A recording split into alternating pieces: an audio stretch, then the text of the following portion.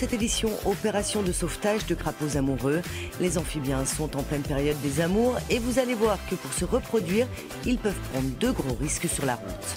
À découvrir également dans quelques minutes une sacrée cuvée, celle que vient de commercialiser le Mont-Saint-Odile dans la perspective de son jubilé. Pour commencer, direction la vallée de la Brelle en Seine-Maritime, là où sont produits les 3/4 des flacons de parfum dans le monde. Le verre est ici une spécialité depuis 600 ans, une histoire retracée dans un musée. Hervé souffle le verre dans l'atelier du musée depuis 15 ans. Devant les visiteurs, il reproduit fidèlement les gestes des maîtres verriers. Des techniques qui ont fait la notoriété de la vallée de la Brelle. Donc là, ce que je suis en train de faire, c'est donc, avec les ciseaux, je suis en train de marquer la séparation de la pièce. Moi, ce qui m'intéresse surtout, c'est de faire montrer aux gens, quoi. Voilà.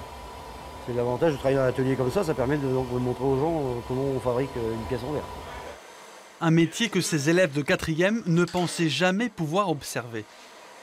J'ai surtout de la chance de pouvoir voir ce que, entre guillemets, mes ancêtres ont fait avant moi. C'est surtout ça. C'est, encore une fois, très joli. Il n'y a plus beaucoup de métiers comme ça. C'est des vieux métiers. Grâce à la démonstration du souffleur de verre, le musée accueille presque 7500 visiteurs par an. Et pour renforcer son succès, pendant la fermeture hivernale, 80% des vitrines ont été renouvelées.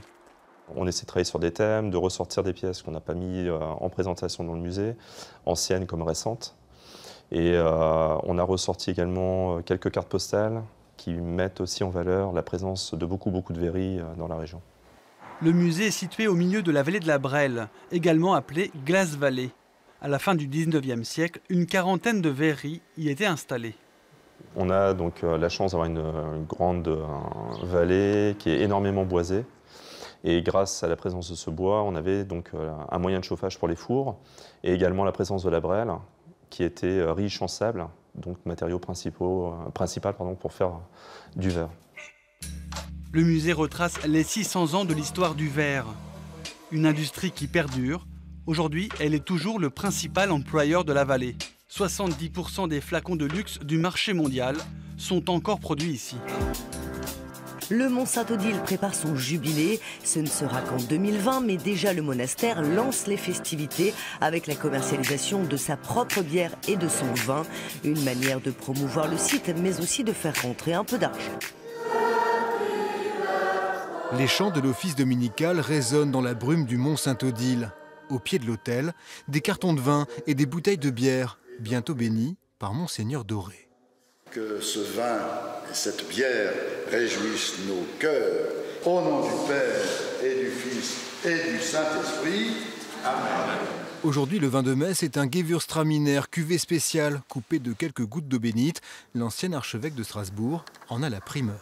Il était vraiment excellent et voilà, nous avons été d'autant plus portés à la reconnaissance au bon Dieu qui nous l'a donné, bien sûr, mais aussi aux vignerons qui l'ont produit. À 1000 jours de son jubilé, le Mont-Saint-Odile lance sa bière et sa cuvée. 3 cépages différents élevés par un viticulteur de Dambach-la-Ville. 10 000 bouteilles, 2% de sa production, pour soutenir le monastère.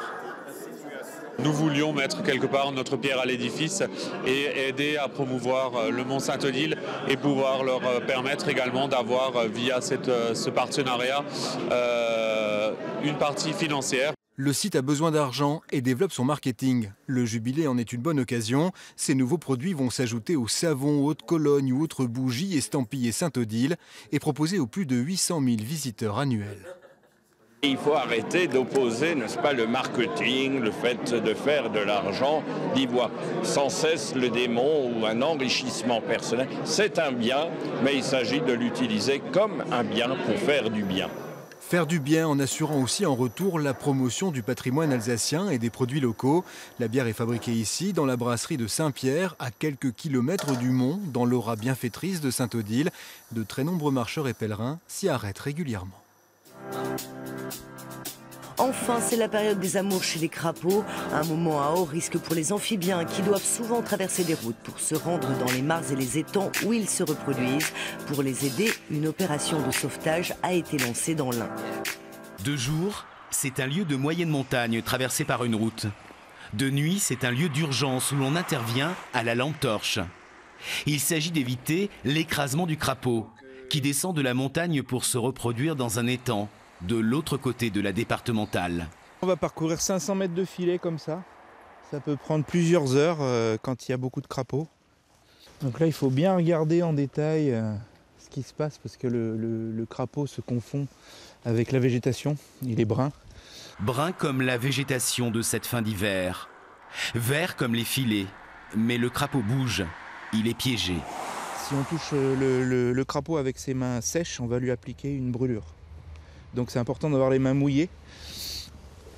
Et on essaye de le manipuler assez rapidement. Voilà. On va le mettre dans le seau. Donc là, c'est un petit mâle. Et parfois, le filet agit comme un club de rencontre. La femelle est beaucoup plus imposante que le mâle.